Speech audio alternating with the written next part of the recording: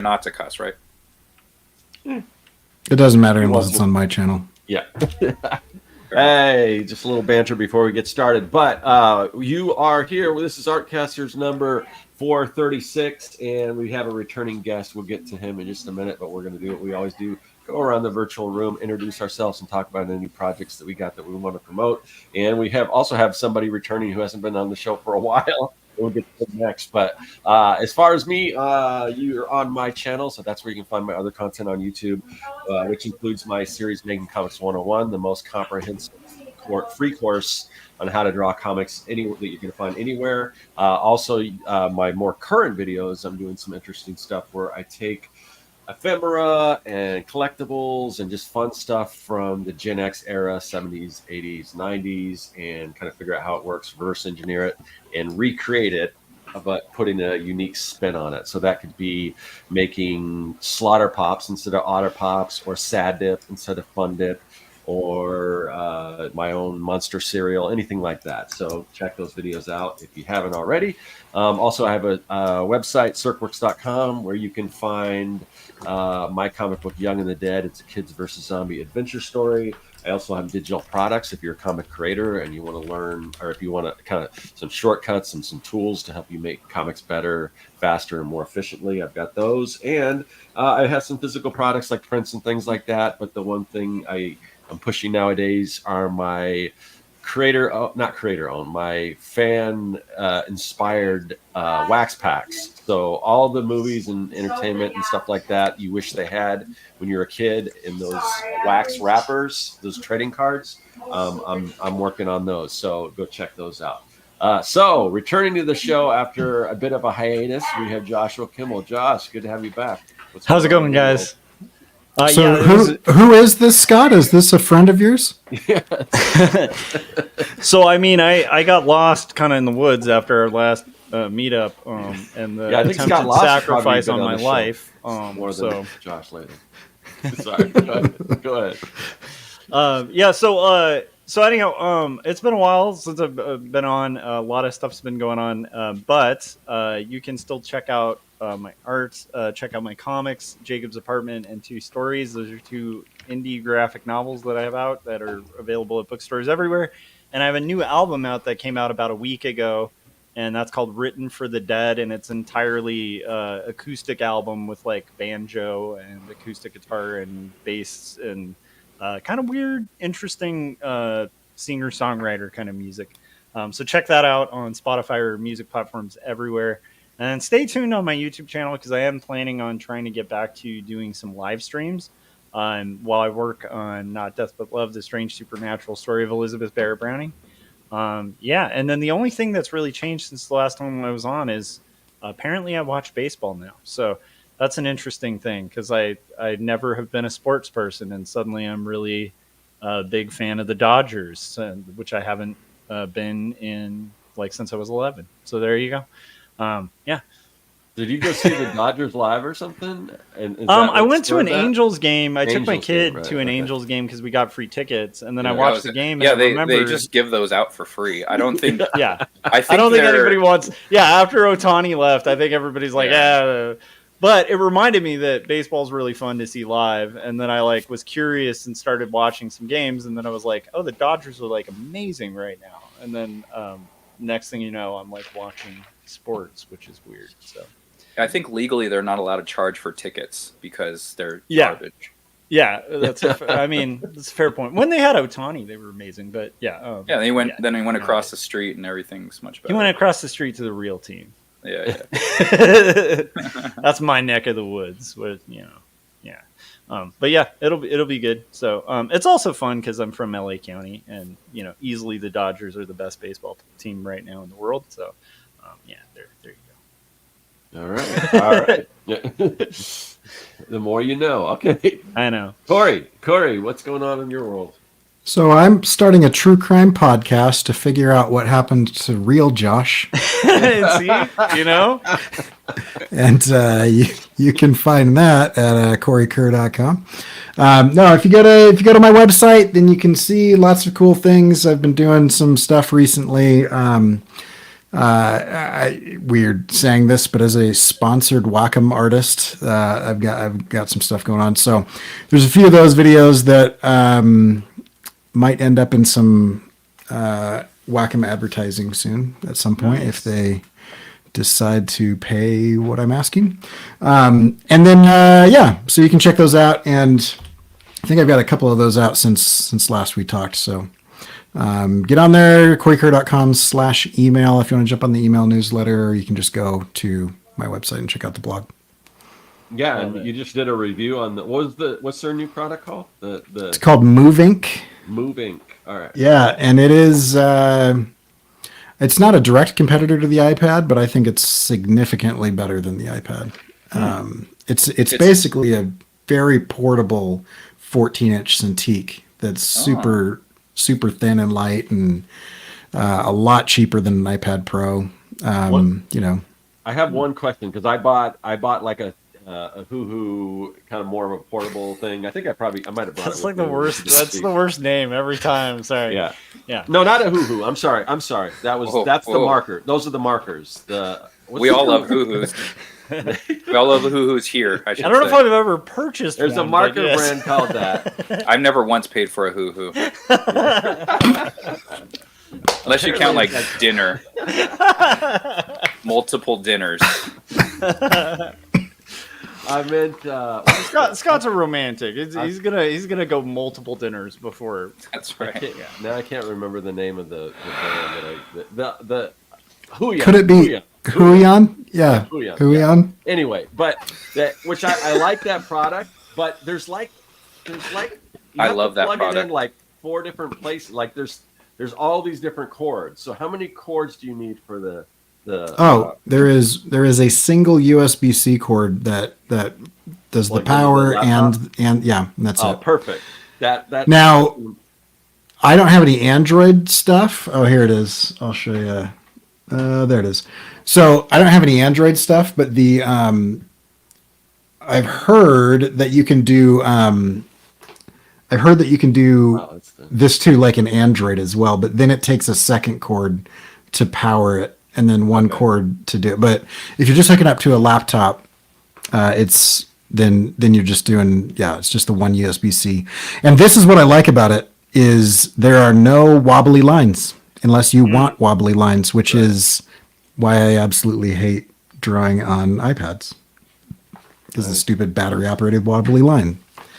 Anyway. So awesome. Yeah, so go watch that video. I also talk about Friedrich Nietzsche for half the time, and so one of those videos that lots of people love to watch. A little bit of a ancient German stoicism, and tech review. Nice, really hitting that Nerd. target. Yes, accurate description. Okay, back on the show once again from the Making Comics podcast. One half of that podcast is Scott Loss. Scott, how's it going? It's going great, man. Yeah, I didn't get to play basketball today. Sports. So yeah, I was able to make it, which I'm happy. Corey asked me if I was able to hop on, I think about a month ago at this point, and same reason, basketball. So lucky for everyone here that there was not enough people to play. So here I am. Nice. See, that's compensating for me suddenly being interested in sports. Is technically we kind of somehow killed sports today, so it balances it out. Yeah. Well, that's what everyone's here for, right? Sports talk. Of course. Could we please spend most of this podcast talking about obscure rock bands from the 80s and basketball? Yeah, that would be my favorite episode ever. I think we should. I'm up Sportscasters. Sportscasters. What we need is like a sports announcer describing what everyone's doing on the show, right? So it's like, and Scott is winding up the conversation to the mic. He's stepping up to the mic, and what will Scott say? Let's see. Well, what I was going to say is that I noticed you didn't promote anything, but I think we're probably going to be talking about what you're currently working on right now. But do you want to mention your comics or anything right off the bat? Yeah. You could find my stuff at accidentalaliens.com. You see it right there. So Second Shift, Minimum Wage Superheroes, Wonders of Melisande, Anthropomorphic Dinosaurs versus Humans. Astounding Adventures is a superhero anthology, and it has two of my stories. Granite, which is two teenagers caught in the middle of an alien invasion, and one of them has superpowers. And the other one is Paradise Hills, which is a place that I grew up in and will live in again shortly. And it's like Studio Ghibli meets Pixar storytelling. So you get to meet the characters. He introduces you to his family, friends, blah, blah, blah, and then off into the fantastical. So those are all at accidentalaliens.com. And for that question, yes, I am a former pro wrestler. Pepsi Cola. All right. We can talk all about pro wrestling if you want, or we can get into comics. What would you rather do? We could talk about comics unless people in the chat have questions about wrestling. I'm not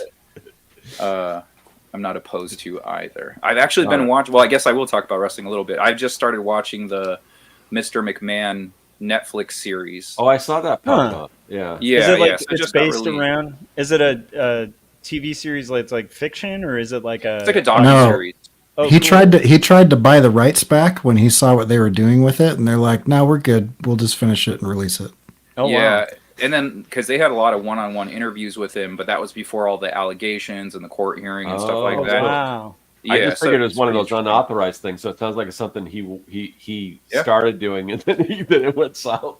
It says it in the first episode. It says most of the interviews took place in 2021 before all of the allegations and court hearing stuff. So I was like, oh, that's pretty cool. And my barber was like recommending Dark Side of the Ring, which is another docuseries, and it focuses on wrestlers or events and stuff like that. And I've heard of it. Like all my wrestling buddies talk about it. And I'm just, really wasn't in that place. But lately, I've been dipping into it. It's really fun to kind of catch up and see what they were talking about. Was that Ultra Mega you held up, Corey? Yeah, they're talking about it in the chat, so I thought I'd show my copy. Oh, yeah. Ultra Mega is awesome. I have issue number 5. I still haven't read it yet, though. Yeah. Yeah, it just came out, I think, 2 weeks ago, something like that. Yeah, that's a great book. Yeah. It's impressive that you caught that from like the half second that I showed it. He's very in tune with multitask. everything that's going on in back of Corey's bookshelf there. Yes. Yeah, We could. I would be down just talking about comics. Like we could just. I felt like that when we were talking about the Invincible series. I was like, I feel like we should be recording this. I know that should have been that on was the air. actually, yeah, really good commentary. Yeah. Yeah. I'm going to pull my whole system around so I can show off my bookcase and then start. I am in a Yeah. temporary Mine doesn't spot. look as great so- as mine's very messy and very incomplete compared to Corey. So Well, mine was a necessity remodel, given that my 6-year-old That's right. He tried to climb on my bookshelves to get to the action figures and pulled everything down. Yeah. So now I have Corey's 6-year-old metal. was also a former pro wrestler. Yeah, exactly. Yeah. Yeah, they call him the Mad Dog. Anyway, yeah, but now I have metal garage shelves for a bookshelf, which is much more appropriate for the Looks size pretty of good, books. to be honest with Yeah. you. Yeah, they're great. They're awesome. I mean, my last one was like IKEA, and it was like bowing in the middle and Was it the stuff. Billy bookcases or was it the Cowlex? Oh, I can't even remember. It was like the ones that look like they're floating shelves. Oh, okay. I mistakenly. It was Boeing and it collapsed. Yeah, it's odd, right? This is airplane Or joke. Boeing. No. There we go. No, I mistakenly thought that because you called something bookshelves that you could put books on them, and Yeah. apparently that doesn't actually mean that.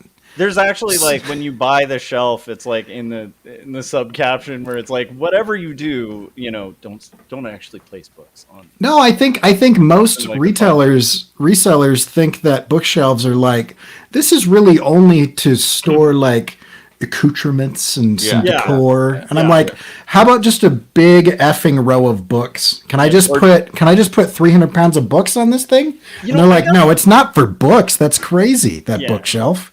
It's like thinking Comic-Cons are for comics. I got those like old school, like very like cool, like wood tall bookshelves, and we got like a whole set of them. So they're like a corner of our room, but they are a little top heavy. So it's like whenever I do like we used to have to move a lot and stuff, and so whenever we'd move, I'd have to like refasten it to the wall because these things will literally just, we're in earthquake country, so kill pets. Yeah, it could be death by books. Yeah, I use the Calex bookshelves, and they're essentially big cubes. Oh, I love them. Oh, right. Yeah, and those work really well. And then if you can find them, because I don't think they sell them anymore, there's plastic bins that go in them.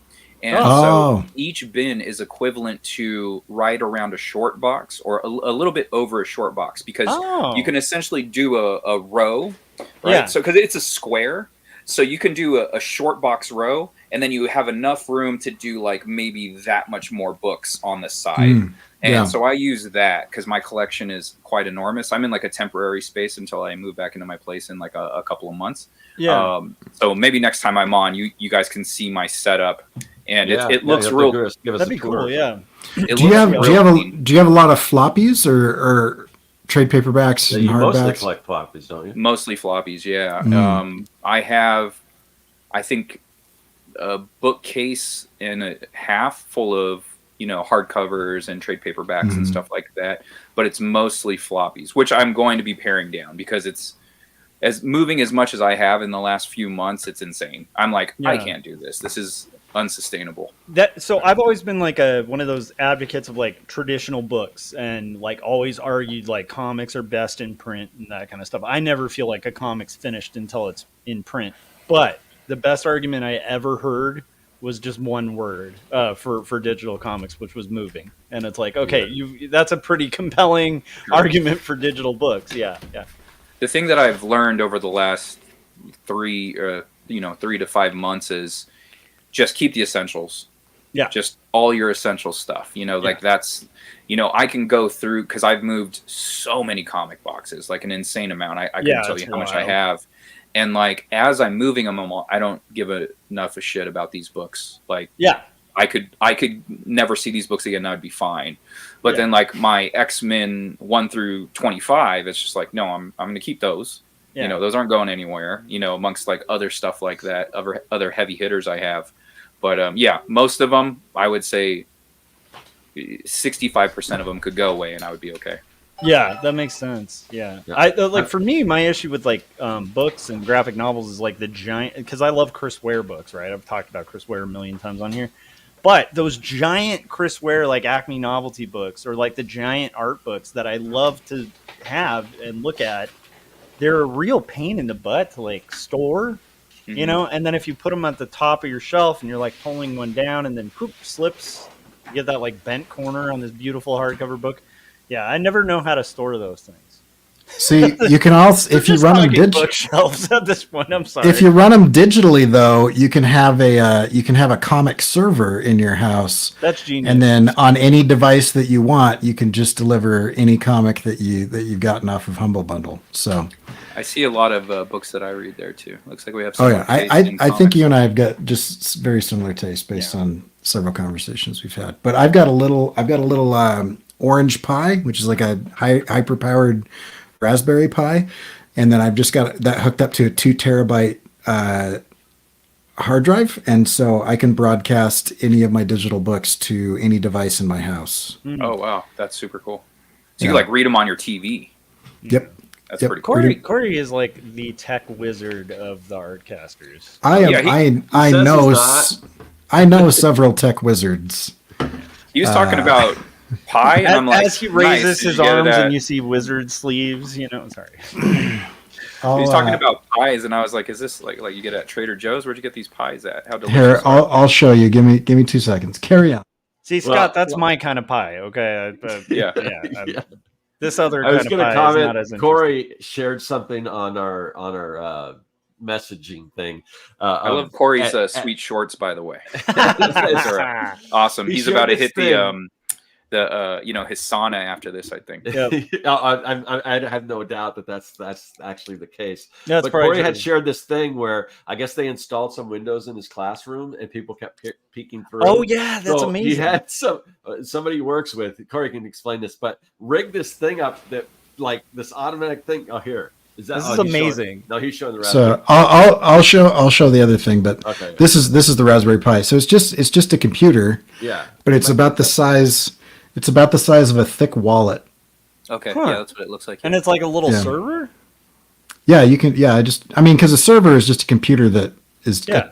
attached to the internet. So, yeah, it's just got HDMI, USB, Ethernet, and then what you're seeing is mostly the cooling on it because it's much thinner, and then the black part is just the cooler. But That's wild. they are not expensive for a computer.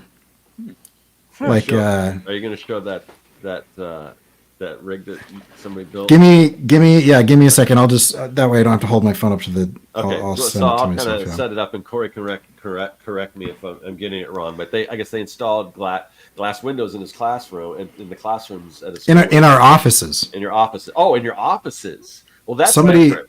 That's Somebody different. got in trouble with a student a couple of years ago, and so then we all got windows in our offices. Got it. So, but I Oh guess yeah, people you are shared the peeking- video in the peeking in, chat. yeah. Yeah. Okay, I remember that. Yep. Yeah. Right. Now, this is such, and it's great, but I'm like, that is so elaborate just to rig that thing. Yeah, it's wild like that. prank. Yeah. That's like some hardcore dedication to the prank, you know? Mhm. So here we go. Yeah. Let's see. This is unbelievable.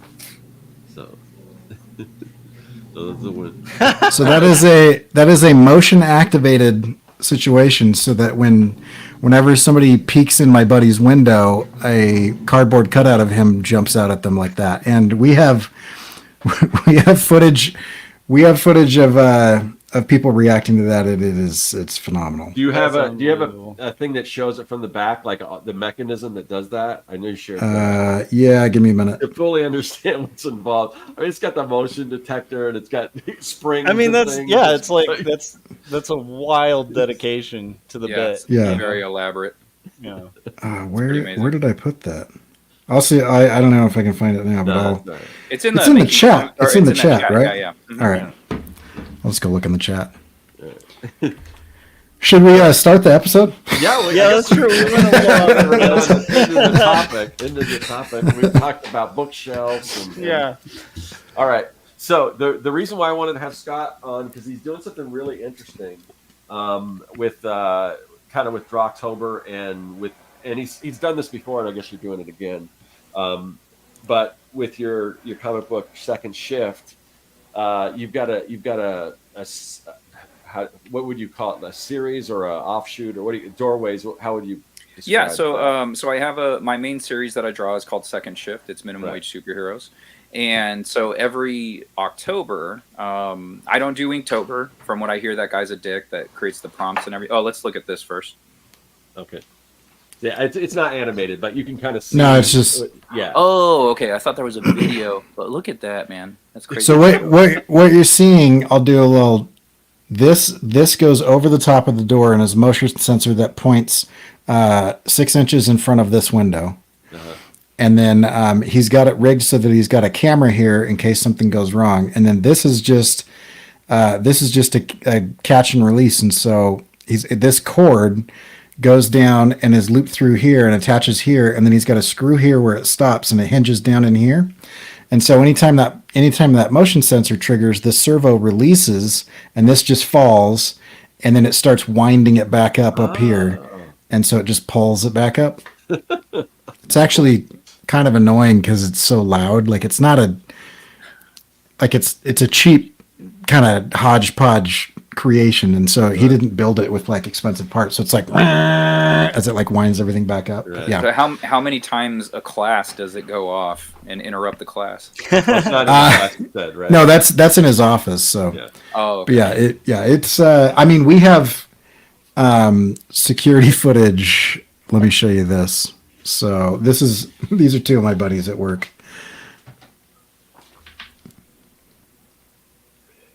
So you can see people jump. And anyway, it's great. We've got Did yeah, they tell go that ahead. guy to go look, or did he just happen to? Yeah. So what you do is you say, dude, Libert just put something hilarious on his wall. You got to go check it out. Like look through his window at his wall. And so then you So go. then and, you're not really yeah. expecting what's gonna. Oh, that's good. They're not. They're focused on something So it 6 gives feet them- away yeah, from them. Yeah. And then it jumps. That's Yeah. genius. So Yeah, it's awesome. Anyway. All right.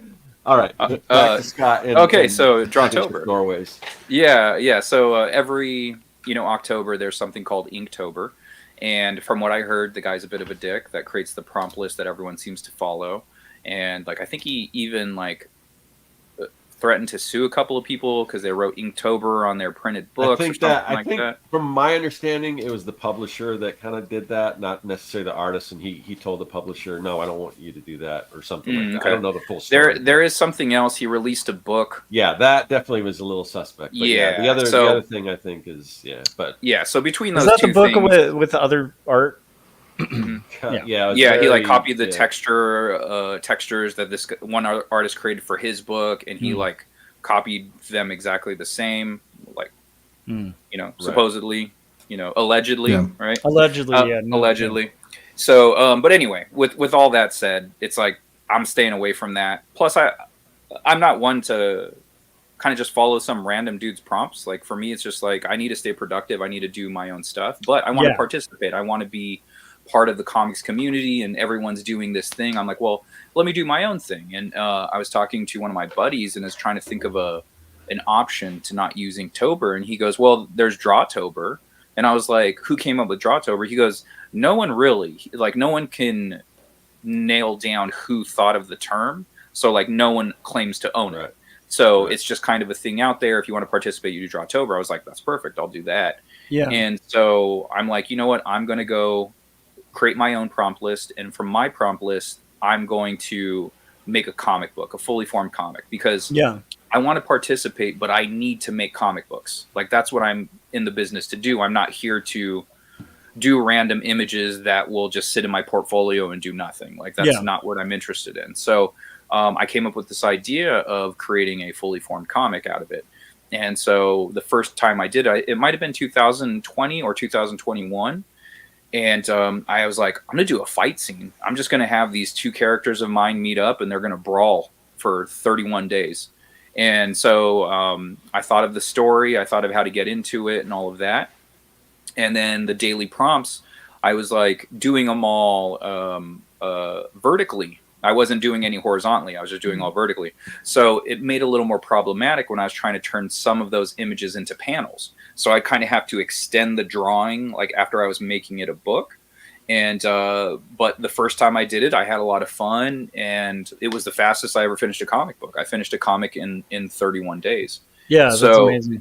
Yeah, so for me, I'm like, wow, this feels great. This is what like the monthly comic artist does at the big two. They get their books out every month. They're just, this is what they do. And so I really love the feeling of that. And I'm like, I'm doing this every year, because then it was just another issue in my series that I got to do. Like before that, I was so slow that I was like, I love the feeling. I'm extending my series and telling all these extra stories. It's like the main story's going on over here, but I can do these other side stories. It still make them in the series, add them to the, the serialized numbering, but it's just kind of quicker hit. And so I did that last year with Second Shift Doorways. And what that project was specifically, not only a Drawtober project, but with Second Shift on the back covers, I started drawing Second Shift characters teaming up with public domain characters. And I was like, let me do that. That's kind of fun. Like people know who some of these public domain characters. I'll do kind of like the big ones first. So people are like, oh, I know that guy. I recognize that guy. Like I did Golden Age Daredevil. I did Black Terror. And one of my buddies, Steve Whistler Jr., he loves public domain characters. And he goes, man, this is really cool. I like the idea of this team up on the back cover. And he goes, do you mind if I start? Actually, he didn't even ask me. He started contacting creators and asking if we could borrow the characters. And some of them said yes. And he goes, hey, the Big Bang Comics guys, do you know who they are? I was like, yeah, I know who Big Bang is. And he goes, they gave you permission to do a team up with Second Shift and their characters. And I was like, what?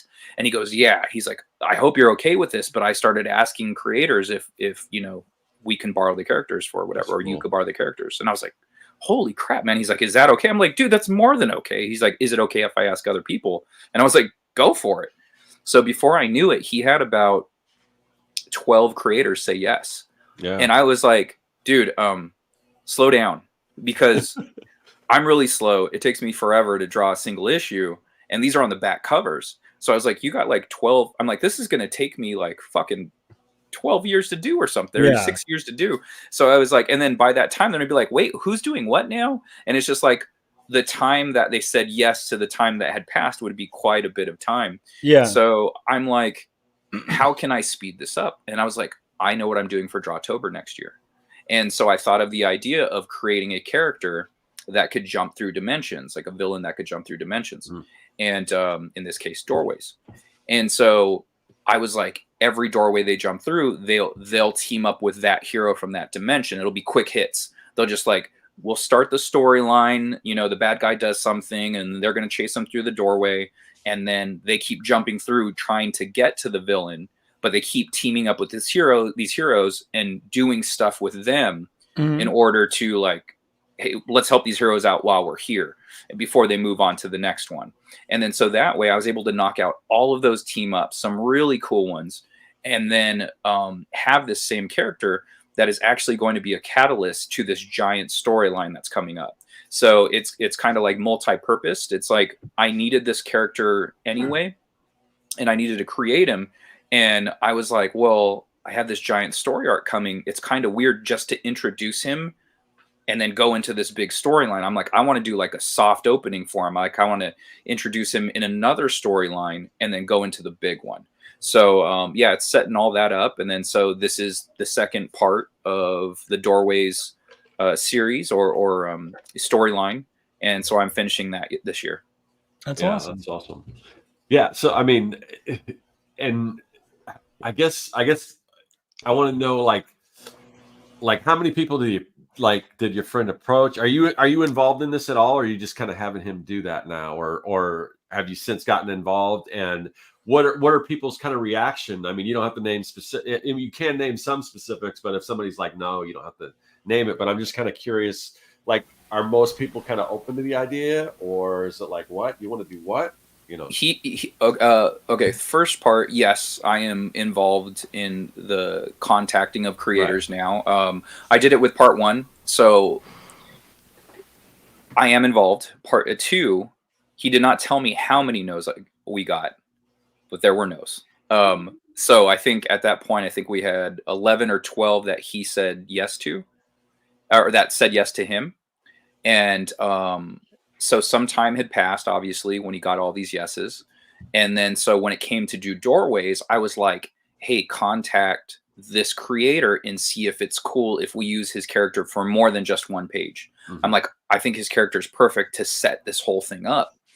And then so he contacted that creator, and that creator said, I gave you permission for that a long time ago, and I never heard anything back from you. So I don't think you should do it anymore. And like I heard he had thumbnailed the pages out with his character to show him, and we didn't even get to that part of the process. You know, it was just like, you guys can't do it anymore. And I was like, shit. I was like, man, that character was perfect.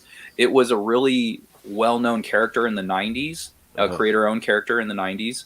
And so I was pumped. I was like, dude, this is like the biggest one. Like, and I was just so excited about it. And to get that kind of no at the last minute, that retraction at the last minute, sucked. And so I was trying to think, I was like racking my brain with all the characters that we got permission for, who would make the most sense. And I was like, you know what? I think we have room for a couple of other creators. Let me ask a couple of my buddies, you know, from the industry. And so Andy Belanger, or Andy Bellinger, if you're American, he has Mother Trucker. It's his own creator-owned character. That's a great name. Yeah, she's like a badass space wrestler and just like messes dudes up. And it's a TNA book, but there's like social commentary and all of that stuff with it. So I hit him up and he gave the approval. And then also Brett Booth, who's like from Wildstorm fame. He's currently doing Gunslinger Spawn. You know, he created Backlash and all of that. And he was also part of Artists Elite while they were around for that couple of minutes. And so he had the Lost Serpent Prince story that he was doing. And he had already done a cover for me for Second Shift 9. And so I hit him up. I was like, hey, man, I was like, do you think it would be cool to borrow your characters for this? Like, I'll send you, the thumbnails, the layouts, the finished lines. I'll let you approve all the dialogue, make sure everything makes sense. Obviously feel free to say no, but just wondering if you're cool with it. I have all of these other creators in the project as well. And then so he said, yeah. He's like, dude, go for it. And I was like, hell yeah. So I ended up using his characters to set the storyline up instead. Okay. Yeah. So I was able to replace the original character that we had, and I don't know. It's a bit of an upgrade to me because Brett is like amazing. He's one of my favorite artists, and the fact that he let me play with his toys was awesome, and the fact that he's drawn a cover for me is like still blows my mind to this day.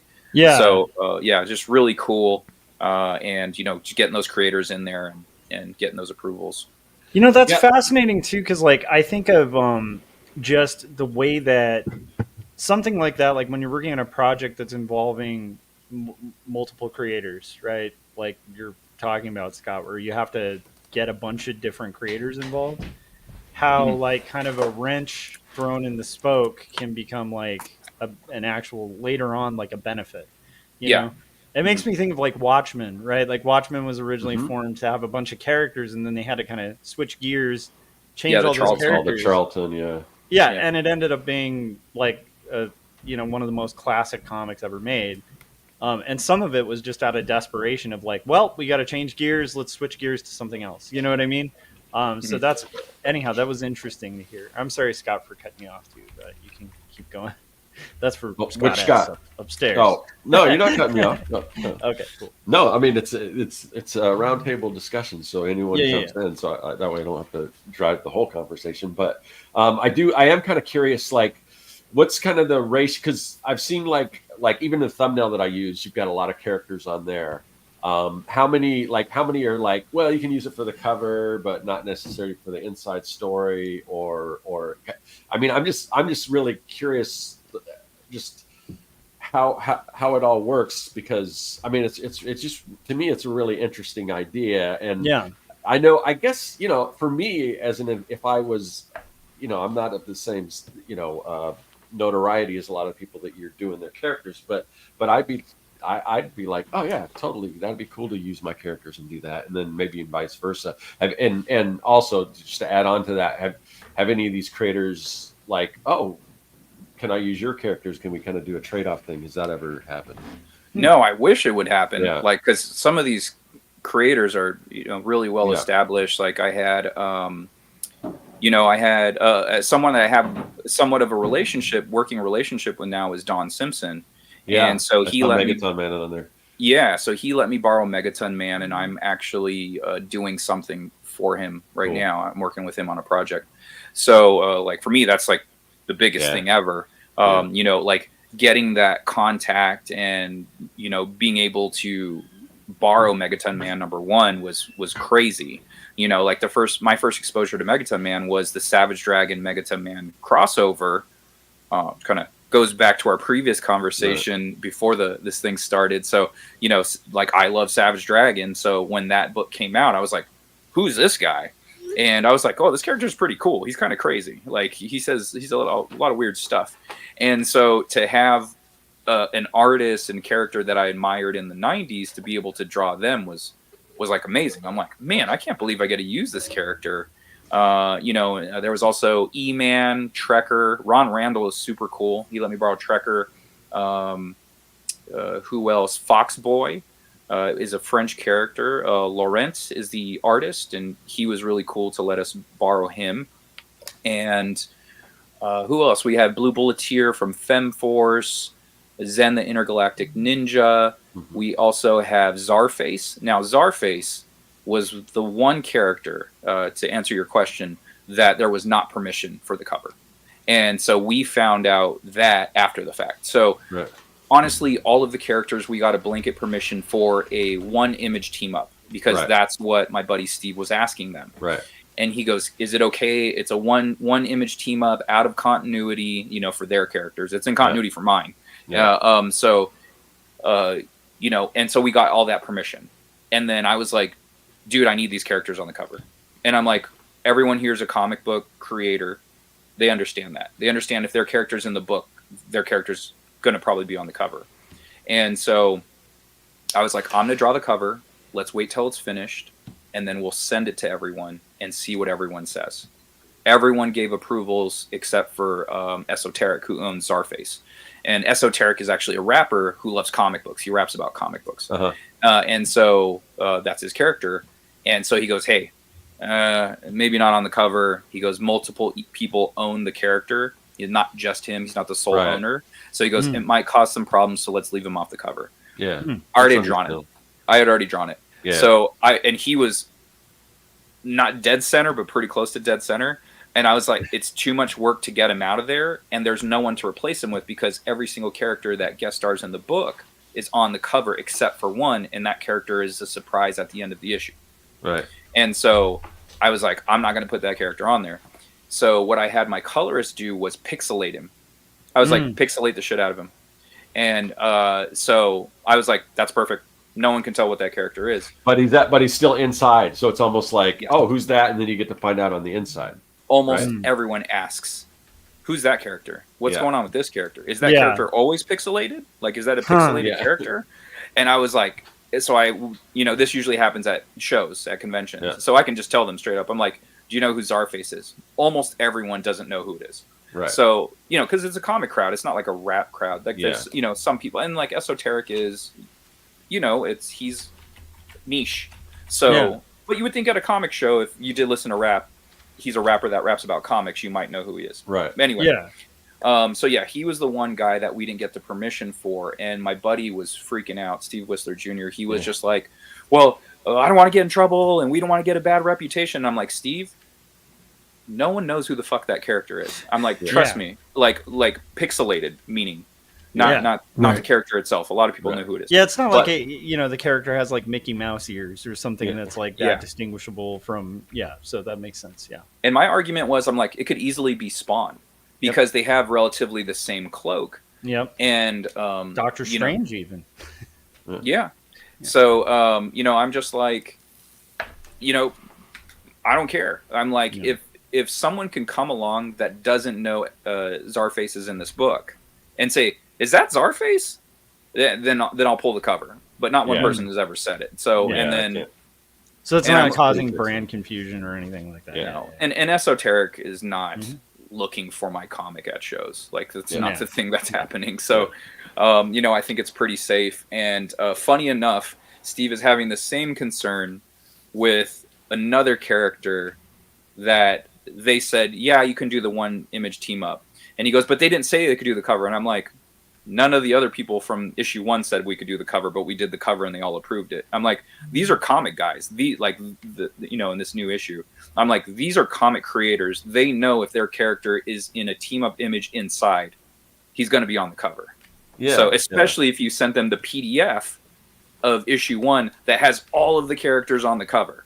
This is common sense. So I said, we're going to do the same thing. I'm going to draw the cover. And if they say no, I will remove him this time.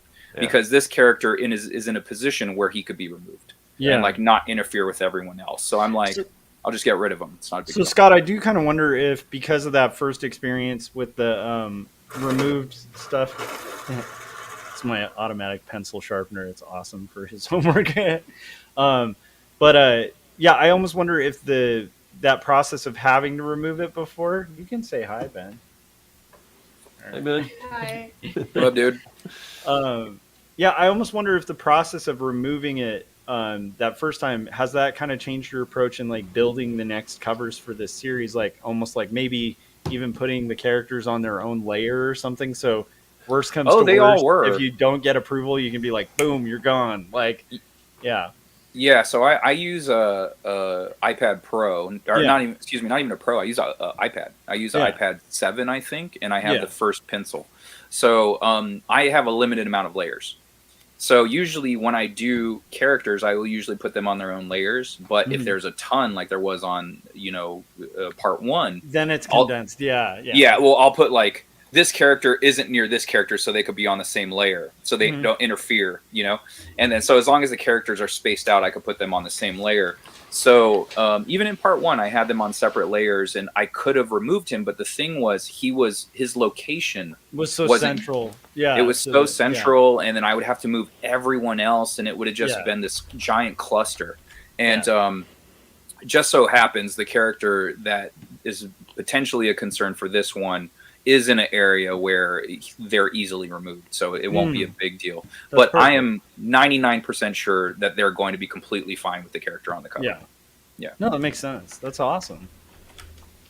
I love the idea of building these team ups, right? Yeah. It's just it's kind of interesting. It reminds me a lot of like early Image, early issues of Spawn and stuff, where it's like I remember as a kid finding out about Dave Sim because of Spawn, right? Yeah. And then finding Cerebrus and being like, how did this even end up in Spawn? Like, it's so cool, but it's like very different, like type of comic. Or funny enough, I have a variant of that same cover. Yeah. So the Cerebrus cover of Spawn. I saw that. Yeah. So I have that, but it's Mickey Mouse. Because it's like, Mickey Mouse is in public domain, and this is the Doorways issue. Okay, and on this cover, they jumped into Mickey Mouse's universe, and he's right here. And so brilliant. I kind of flipped it. So on the Spawn, I think it's 9 cover. Is it 9 or is that Angela? I can't remember. I think that 9 or 10. Yeah, because I think it's 9 10. is like the Angela one. Yeah. Right. 9 is Angela. I think 10 is Cerebrus. Mm-hmm. So the whole cover is infamous. Creator-owned controversy of Angela. But on the Spawn Cerebrus cover, the whole cover's white, and there's a rectangle that's cut out over Cerebrus, and he says, "Ooh, color." And then, so Mickey, Steamboat Willie, his first appearance, he's in black and white. So I'm like, I'm not putting him in color. So I reversed it. So the rectangle is in black and white, and the rest of the cover is in color. And so where it said, ooh, color, he goes, gosh, black and white, So it was like, all right, let me just flip it. And it's pretty popular. That's clever as hell. That's amazing. Yeah. So what I was going to say is that, so with, at first I was a little surprised that they would want, to me, it seems like that actually having them inside the book would be the sticking point, because it's actually integrating them in the story rather than, it's kind of almost like a pinup, like, sure, you can use my character for a pinup, but to actually integrate them in the story, it seemed like that would be like the, but then again, there's people there be like, well, I don't really want you to use, like a lot of times celebrities when they're or actors, when they're in like these movies, they're early in their career, they maybe have a bit part in a movie, and then they get big, and then they put them on the cover of the DVD case or something like that, like they're the big star, just because it's the selling point. So they're the one that made of that too. But there was a concern. So like I said, when Steve was contacting all these people, the initial idea was, this is the back cover. It's just a pinup image. That's all it was. Yeah. And so I thought of this idea, and I'm like, I don't know if they're going to go for it. And I'm like, I'm going to do it, and we're going to see what happens. And so we just did it. We did it. And then we were like, we sent it to all the creators, and we're like, hey, just, here's the one image, team up, and just wanted to approve the dialogue. Are you cool with the dialogue? Everyone was cool with the dialogue. There was like, I don't think there was one change. I don't think there was one change in dialogue. Everyone was cool with how we wrote them. And that was gratifying as well, because some of the characters, honestly, I was not familiar with. Steve was contacting people I'd never even heard of. And I was like, what is this? And then, so like, goes, if they ever ask you, you're a really big fan of them. I'm like, right on. And then, so he would send me, links and stuff to their works, or like find comics online and go like, hey, here's an issue if you want to read it. So I would always read an issue. One of my favorite of the team ups was, again, back to Savage Dragon. It was Johnny Raygun. And so I remember seeing this Savage Dragon, Johnny Raygun crossover mall. What is this? Yeah. And then so Steve got the approval for the character. And I was like, I know who that character is. I've never read it. I went on eBay. I bought the book. I read it. And I'm like, this character is so fun. Like, it is one of the funnest indie characters I'd ever read. Like, it's I don't know. He's a little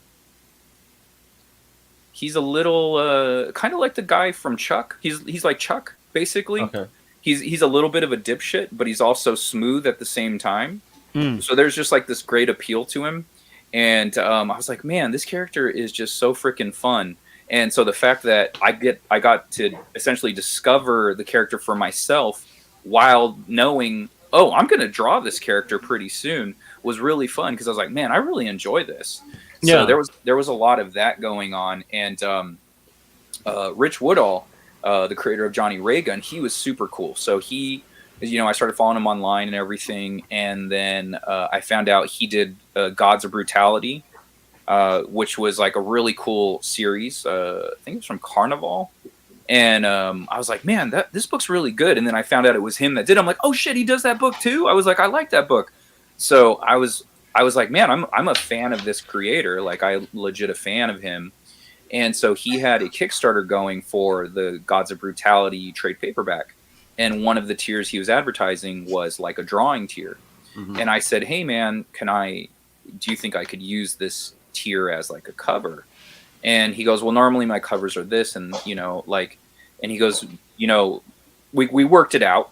Right. And so, we agreed on something, and he just went above and beyond. So like the agreement was just a single, like, full body character. And I was like, instead of a full body, can we do two half bodies? Like, my character next to Johnny Raygun, or one of my characters interacting with Johnny Raygun, like just torso shots. I was like, so it's kind of the equivalent of a full body. It's just like two half bodies. Right. And he goes, totally. And then when it came time to do the cover, I was like, hey, do you think you can have the cover by this date? And he goes, send me the PDF. And I said, okay. So I sent him everything we had done. The book was pretty much done. Yeah. Just need the cover. And then, so he goes, hey, is it cool if I do more than 2 characters? And I was all, yeah. You do as many characters as you want. Yeah, you're like, go wild, my dude. Yeah. No, I only agreed to 2. So yeah, I was just like, dude, do your thing. Like, you can do as many or as little characters as you want. Like, it's totally up to you. So he has a variant, and it's pretty badass. It's like Dr. Doorway is holding Second Shift and Johnny Raygun in his hands. And so I was just like, man, what a cool freaking cover. And then he sent me the original art to the cover. So cool. I was just like, dude, this guy's the best. This guy's so cool. That's awesome. Well, I think what's cool, and I think the benefit, and why, if you were an independent creator and somebody does approach you like this, especially, I mean, because you do quality work and everything. So I mean, thank you. It could be different if you were just kind of your skills weren't at that point or whatever. But I mean, since you're where you are and everything, it makes sense, because just like you're discovering characters that you may not be super familiar with. I mean, any little bit of exposure to an independent character, even if it's on, I mean, your books aren't like, I mean, but you're out there hustling. I mean, you're not in all the comic stores and everything, but you're out there at the shows hustling. People see these, and it's like you've got your fan base. They like your books. And that's enough for them to be like, oh, that's cool. I kind of like this character. I'm not familiar, for them to do what you did and go discover those characters. So it makes perfect sense to me.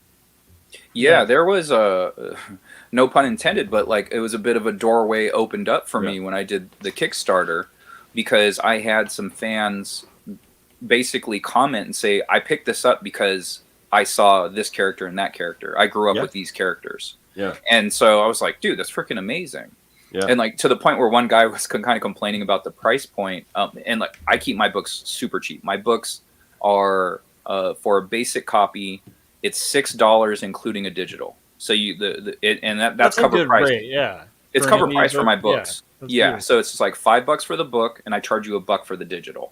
And so like, that's the basic thing. But then there's the shipping, right? This guy I think he lived in Canada or something like that. He lives somewhere where we have to ship it. Is this online, or is that Kickstarter? Shows? Oh, Kickstarter. Because I'm like, oh well, that's amazing for Kickstarter.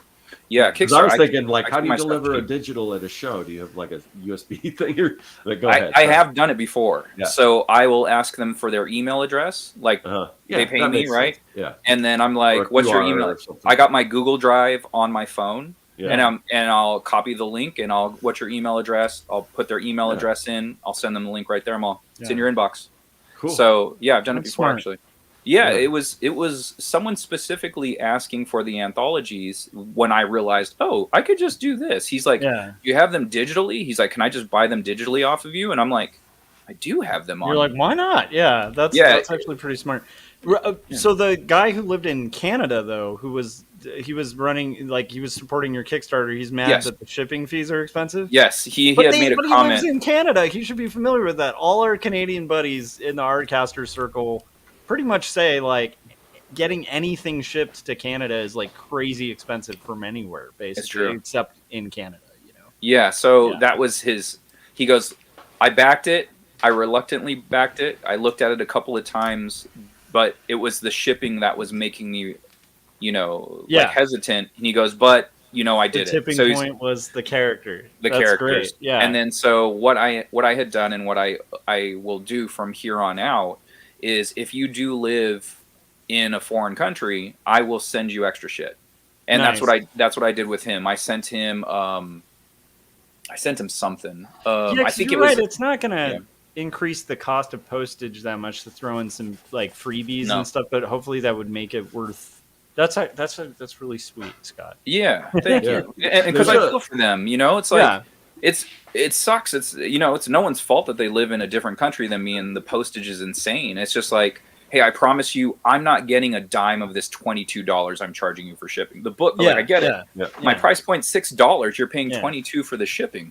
Yeah. I get it. That's nuts. Yeah. So the least I can do is throw an extra book your way or something like that, or Yeah. some like a mini print or two, or bookmark, some stickers. It's just like, here, just take this. Just take this. I Yeah. appreciate Scott, and maybe you've considered this, but and this doesn't work for floppies, but for your trades, you could upload a digital version. I mean, you could upload your trade to Amazon KDP and just make it so it's not available in the US. So people like and charge less, or charge whatever, just so the shipping, because you can ship through Prime or whatever, you can just, somebody orders it, you can ship it right to them and they don't have to pay, that they get free shipping from it. So perfect for international, but they have to be a certain size. Yeah, they have to be a certain size. They won't print like floppies, but print trades. Yeah, it's a trade. So as soon as mine gets in a trade, that's what I'm going to do. So if anyone from anywhere else in the world, assuming that Amazon ships to them, they can get it shipped for free, and you can even you can set that price point whatever you want. But I mean, because they might even pay a little more if they're not having to pay shipping, like totally. If Yeah, you're going to charge 20 and then it's 25, but you don't have to pay shipping. It's like, oh, okay, Yeah, that's pretty good. Yeah, that's a great idea, man. I've never thought of that. That's like one aspect of my hustle that I'm not great at is like a lot of the online stuff. I'm not great at that. It's like I don't post as often as I think I should, and I don't know how to properly get the right kind of engagement, all that kind of stuff. Corey, I'm loving this thing you're drawing, by the way. Thanks, man. It's giving me a lot of Todd McFarlane vibes. Like I'm getting some those McFarlane eyes, vibes. man. That's some Violator eyes, I guess. Yeah, it kind of reminds me. Yeah. Yeah. Or like those crazy zoomed in shots of like a fly or something that's on a coffee mug. Like, yeah. I just like his little the dude's little shirt. Shirt. Jim has a question. I'm not sure if it's for Scott or me, but it probably doesn't matter. I'd like both of you to answer at the exact same time. Okay, on three. 1, 2, 3, go. They're gonna fight to the death. All right. Wait, was that not the right answer? No, paper versus digital. You want me to go first? I think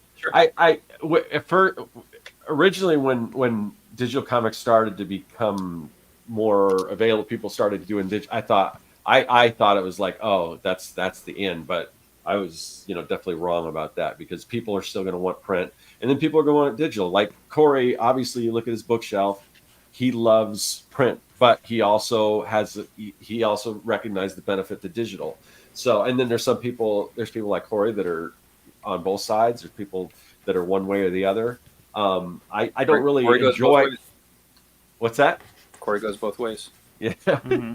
We all know it. But what That's I was true. going to say is I'm not somebody who really enjoys reading digital, and it took me a minute to kind of realize this, but I love selling my stuff digitally. Because at first I'm like, oh, they just bought the digital. That's a $2 book versus my $5 book. But when you consider that it might cost me a couple bucks to print that, I mean, I don't have your to do, I profit don't have to margin ship. is I don't have to do significantly anything. higher. Yeah. Yeah, digital. I was, it's just like, oh, it's money, and that goes even not taking the comics out of the equation, but my digital products like my toolkits and things. I don't have to do anything. I don't ship anything.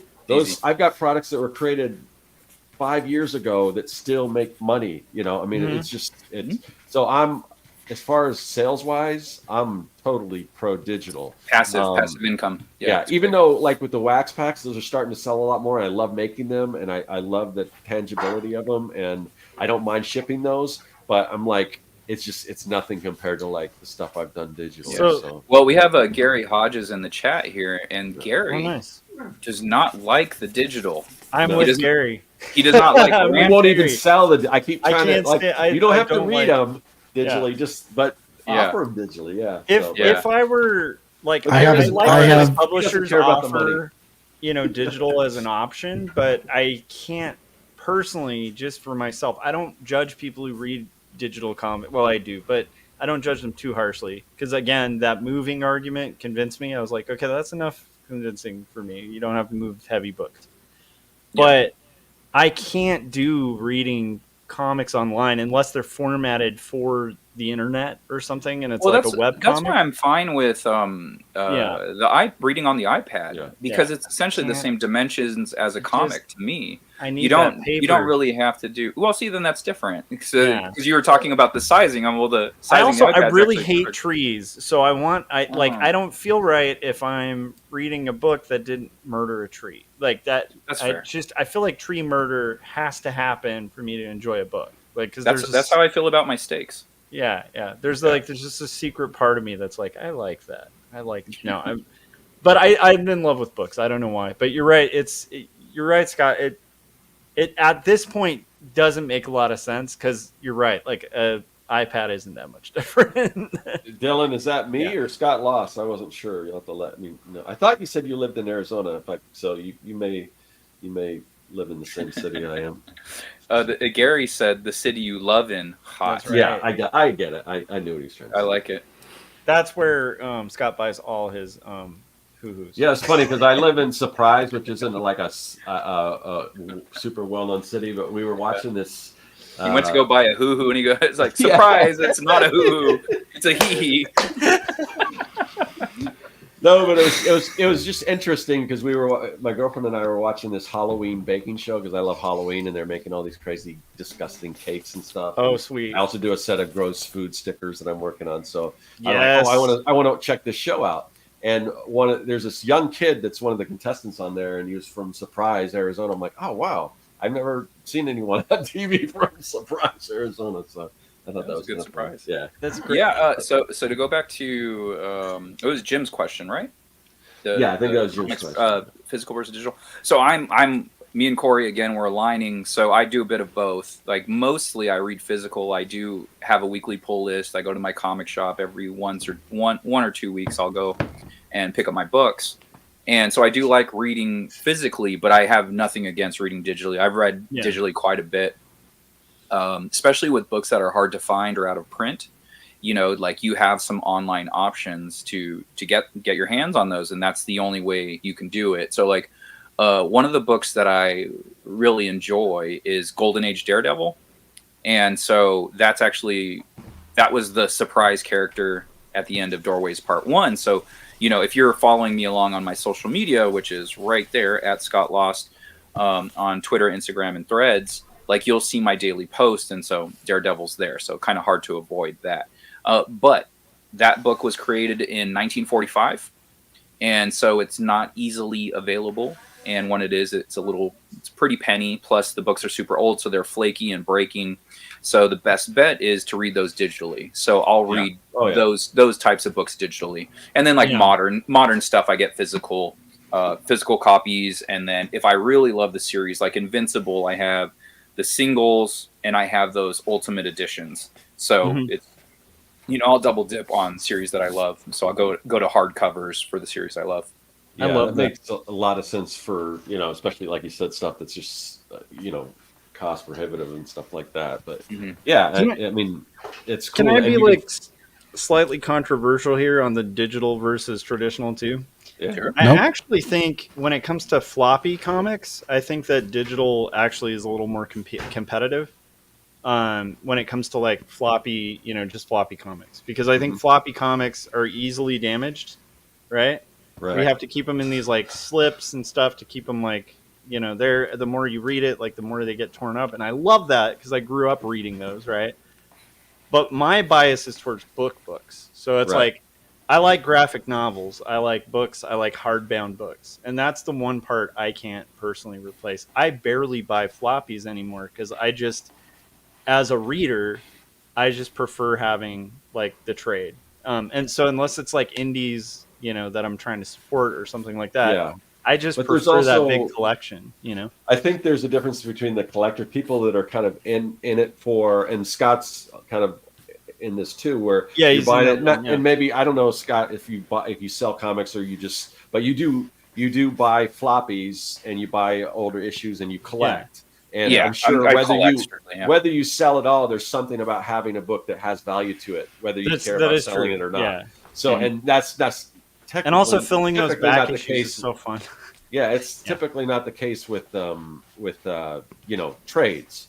So most collectors that are more into, and I witness this anytime I go to my local comic book store, because they're buying floppies because either they've got the limited edition ones or whatever, or they want the sketch covers or all that kind of stuff because it has a more of a value to it. Where if it's just a reading experience, that's true. Yeah, it's probably going to go with a trade or digital or something. Yeah, I collect the weekly because that's just kind of what I grew up on. I grew up going to the comic store every Wednesday. I grew up reading single issues, so I refuse to call them floppies. It feels rude. you guys call it whatever you want. So I grew up just reading comic books. I mean, it's comic books. It's buying comic books. Yeah, 100%. Yeah. So I grew up reading them that way. So that's how I'm used to consuming them. It reminds me of, and I sound so old saying this stuff, but it's I miss the days where you had to watch one episode and you waited a week for the next episode to come out, because you can talk to your friends and family, your classmates or whatever about the episode of whatever show that just, dropped. And you're like, oh my God, did you see that? And then you have to wait the whole week. And so you have a week to talk about it with people and be excited. Yeah. And then when they, started doing this, we're just dumping all the episodes at once and you binge them. And then they were like, oh, did you watch this yet? And I'm like, I'm on episode 1. They're like, oh my God, wait till you get to episode 3. And it creates less community suspense as the thing's going and the building. Yeah, that's true. And more risk of spoilers. Because some people will binge the whole thing before you get a chance to watch one episode. And very true. Some people can't help themselves. They'll say something and you could tell them not to say it. And then sometimes they end up, well, let me just say this one thing. And you're like, why did you just say that? Yeah. I just asked you to not do that. So, I feel like that with comic books, and going to my pull list, if the situation happens where I get 5 issues of a single comic and I haven't read them yet, I drop it off my pull list. I'm like, this story isn't keeping me because I'm not reading it every month. I'm letting it build up. And I'm like, this is just taking up space on the shelf. And as much as I like this artist, the story is not doing it for me. And that's kind of something I discovered recently. It's just sometimes story does matter. A good artist will keep me on a series, but a really shitty story actually can take me off, which is a surprise for me. Yeah, I've been surprised by how much story matters, where I would almost sometimes prefer a story that's less well drawn and better written. You know what I mean? And I'm on the artist side of things, so I think art carries comics.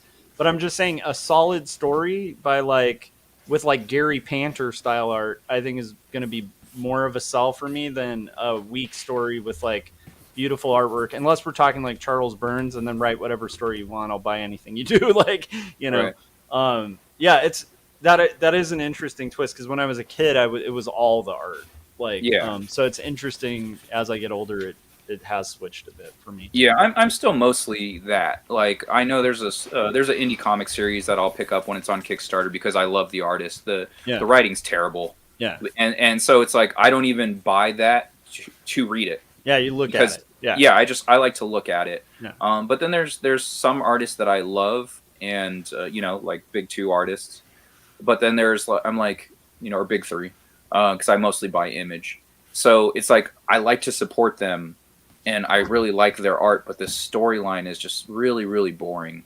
Yeah. And like it's like the last ditch effort when I'm just like, okay, I can't do it. And I think that's more of a new state of mind for me. That's interesting. I wonder if that ties into the kind of paring down to the essentials kind of thing you were talking about towards the top. Yeah. Mm-hmm. Yeah, definitely. So another thing I wanted to talk about, going back to doorways and using other characters and stuff. Do you find, I mean, it seems to me that now that you've got a number of these characters on board, that you can just kind of, it seems like you can kind of keep leveling up, because you can say, if first somebody you approach is like, I don't know, but you can say, well, I've got this person's involved and this person, but they've all signed on. It seems like that's a way to kind of increase your bona fide or whatever, and get other people to kind of lend you their characters. Yeah. Have you noticed that? Oh yeah. So that was definitely a thought I had, but on Second Shift Doorways Part 1, I put 1 of 2 on the cover, and I was like, damn, I wish I didn't do that. Like, I wish I would have just put Part 1. Yeah. And then just let that kind of ride out, because I think I could do this again for one more Drawtober, and it'd be super fun. Yeah. Scott, you could always do a 0 issue and really do a callback to Image back there. I am doing a 0 issue. I am doing one, but it's for their origins, so like how they met and stuff like that.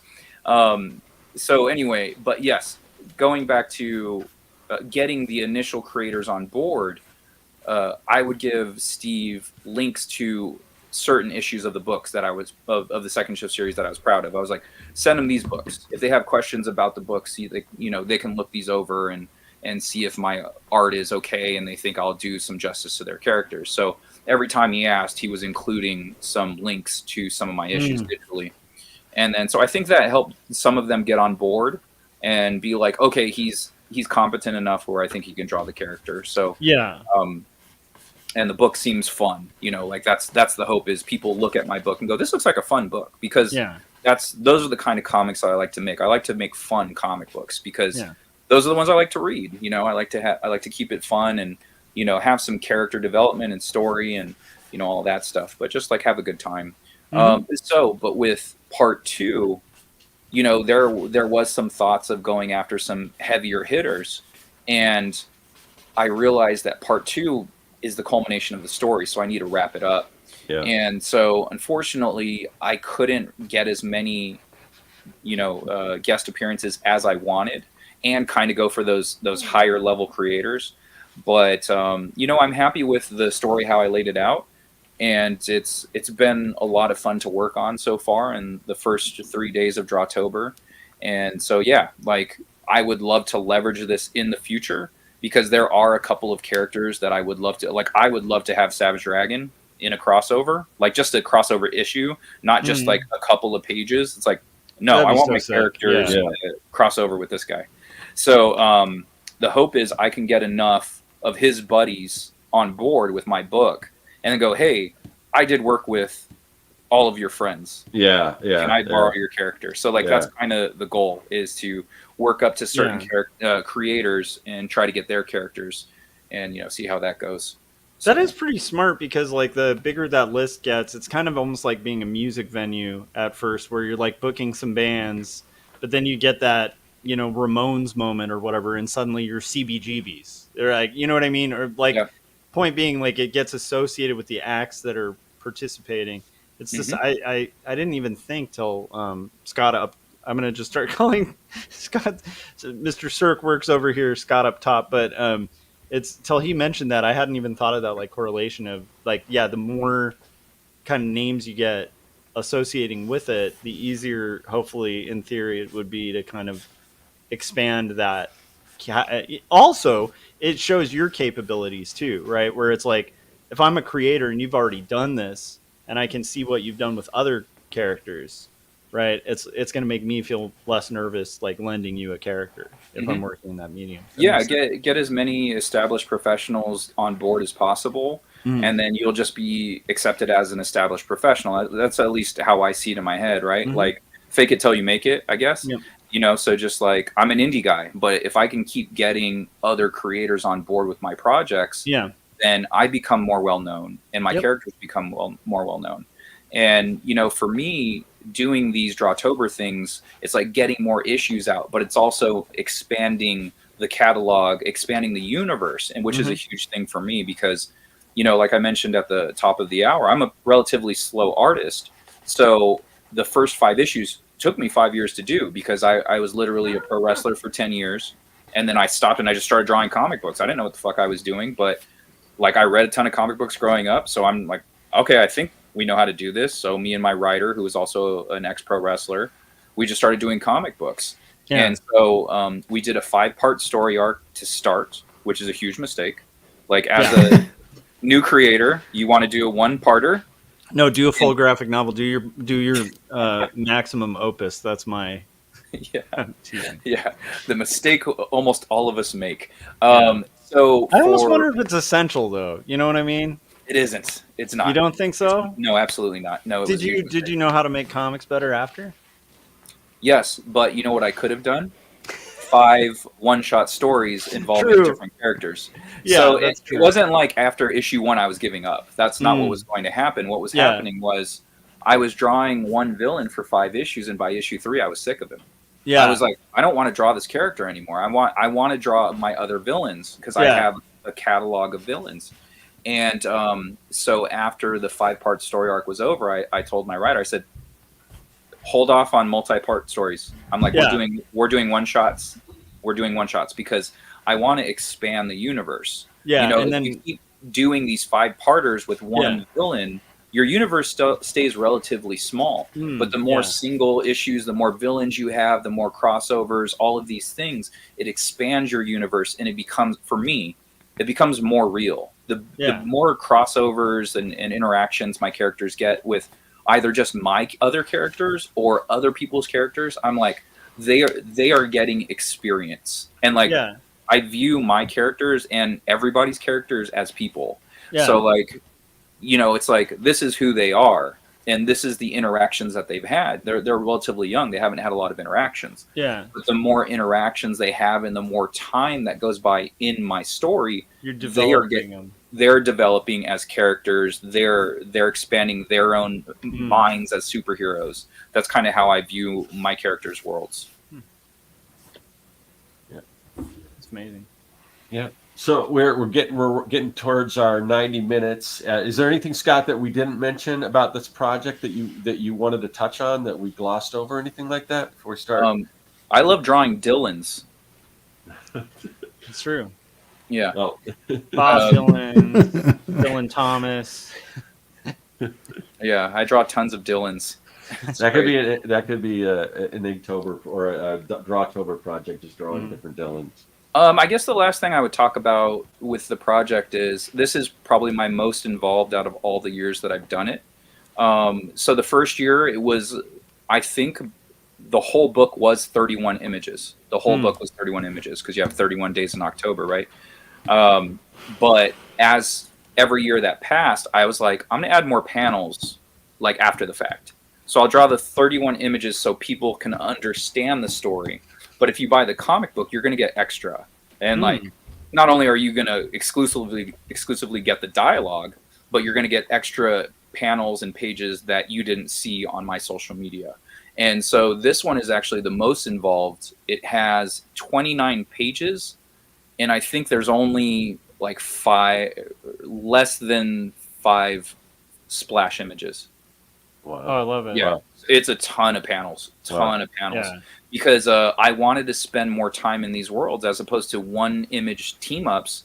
I wanted to have like interactive panels, like Brett Booth's Lost Serpent Prince characters. I got to interact with them for 3 pages. My characters got to legit interact with them and have dialogue with them as opposed to 1 to 2 word bubbles and that's it. Mm. So this one, I was like, I want to do that more. I want to spend more time in these worlds. And so when I had Steve send out the requests, I was like, add to it, not just 1-page image.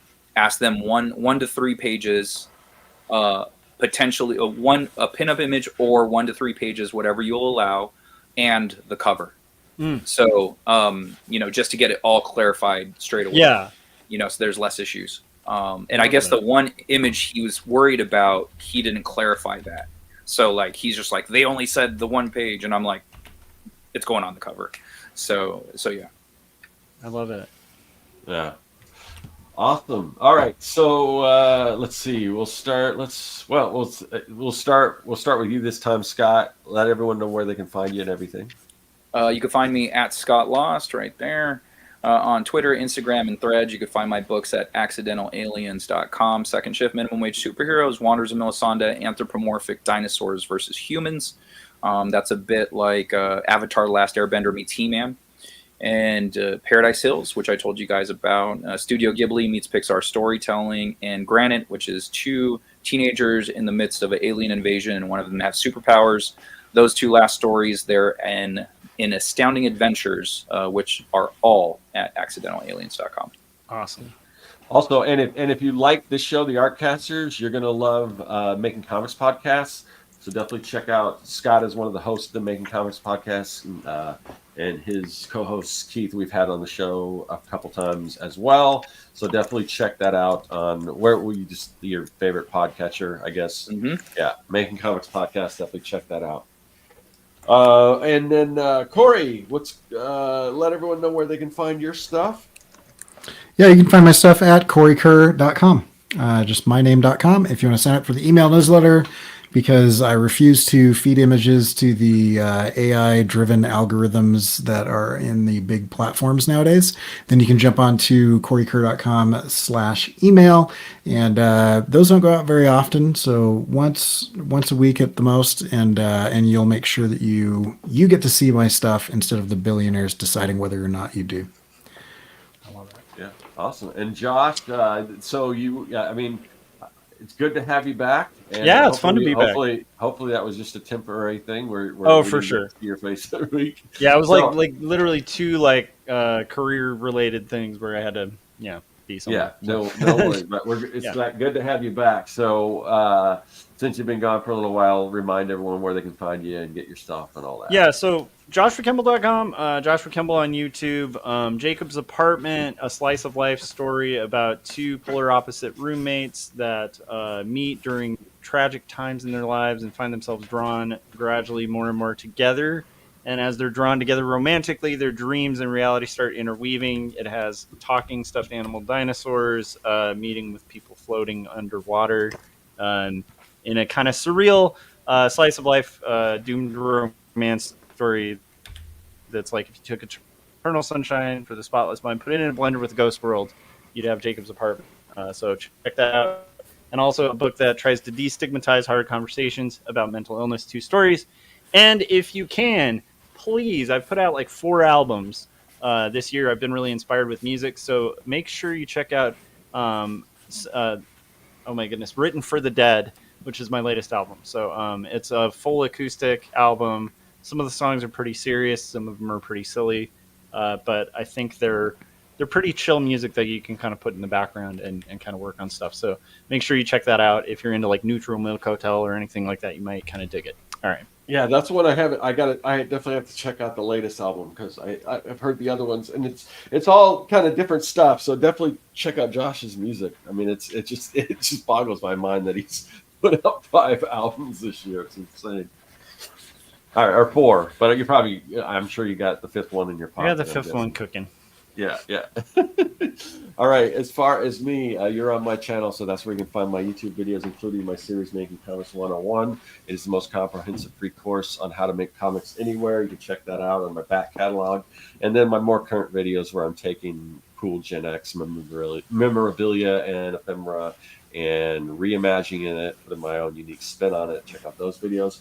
And then I've got my website, circlworks.com, where you can find my comic book, Young and the Dead. It's a kids versus zombie adventure story.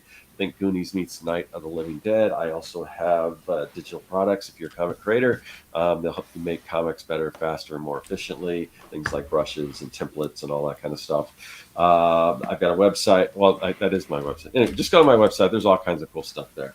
And we will be back next week. I'm not trying to remember whose channel will be on, but that is to say that this show does rotate between the three of our channels, Josh's, Corey's, and myself. So if you want to know whose channel it's going to be on, the day, the time, all that stuff, we do have a mailing list. It's on Substack, and we don't spam you or anything. All we do is like an hour or half hour before we go live, we send out an email just to let you know where you can find us, so you can check us out, because YouTube doesn't always notify you. So just subscribe to that, and then you won't miss any episodes. And once again, like I said, if you like this stuff, you'll definitely love the Making Comics podcast. I listen to it every Monday when it comes out, and I'm on their Patreon too. So and we're gonna get extra episodes too. And I think we're going to be recording something maybe this weekend for a future podcast on your Patreon. Yeah, definitely. So, yeah, definitely. We have.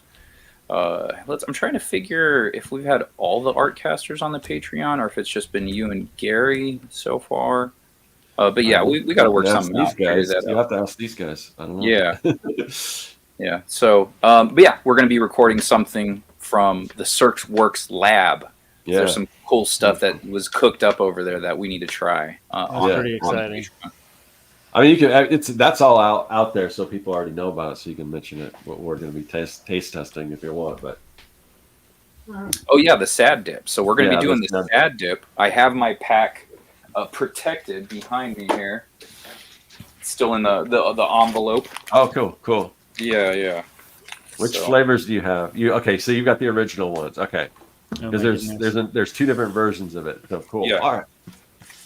Okay, and Gary's theirs, and we're all gonna taste test it. So I love that. I've already tried them, so you may have seen my reaction, but I'm anxious to see these guys' reactions. So that's going to be a Patreon exclusive. So first, just check out the podcast, Making Comics, and then if you like it enough, you definitely want to get on their Patreon. So, all right, thanks for coming on, Scott, and then we will see everyone else next week. Yes. Right on. Thanks, guys. Thanks for having me. Thanks to everyone in the chat as well for keeping the conversation going. We'll see you guys next week.